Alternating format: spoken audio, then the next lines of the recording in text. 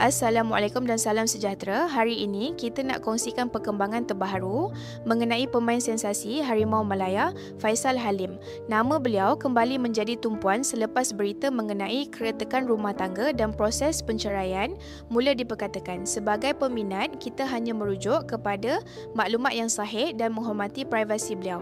Jom kita lihat apa sebenarnya yang berlaku berdasarkan laporan rasmi dan kenyataan yang telah dikongsi kepada umum. Bunga gugur di laman senja, angin bawah hilang sembunyi, kasih terlerai bukan sengaja. Takdir hidup tak siapa mengaji. Pemain sayap Selangor FC Faisal Halim dan isterinya Nur Syazwani Mizwana Syahril sah bercerai talak dua pada Jumaat selepas Mahkamah Rendah Syariah Klang mengesahkan kedua-dua lafaz cerai tersebut. Menurut peguam yang mewakili Faisal, Datuk Akberdin Abdul Kadir, perceraian yang pertama berlaku pada 11 Jun, namun pasangan itu kembali rujuk pada hari yang sama dan rujuk tersebut turut disahkan mahkamah.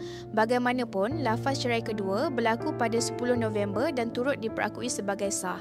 Mahkamah sahkan mereka jatuh talak dua selepas berlaku dua kali perceraian. Talak pertama berlaku pada 11 Jun lalu dan mereka rujuk hari yang sama. Talak kedua pada 10 November baru-baru ini dan mahkamah juga telah sahkan. Difahamkan Syazwani kini berada dalam tempoh iddah sehingga 10 Januari 2026. Sementara itu, perbincangan mengenai hak jagaan anak dan pembahagian harta sepencarian masih berjalan.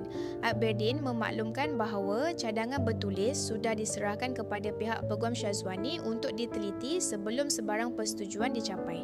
Setakat ini, saya sudah serahkan cadangan penyelesaian berkenaan hak jagaan anak dan harta sepencarian. Peguam Syazwani akan meneliti terlebih dahulu sebelum capai kata sepakat. Mereka menyambut baik cadangan itu, ujar peguam tersebut. Pada 2 September lalu, Syazwani memfailkan permohonan cerai selepas 6 tahun berkahwin. Namun pada Khamis, kedua-duanya sempat memuat naik foto bersama seolah memberi bayangan hubungan kembali pulih sebelum kemelut kembali tercetus pada 10 November apabila Syazwani memberi isyarat rumah tangga mereka masih goyah. Untuk rekod, pasangan ini berkahwin pada 9 Mac 2019 dan dikurniakan seorang anak lelaki, Khalish Aryan.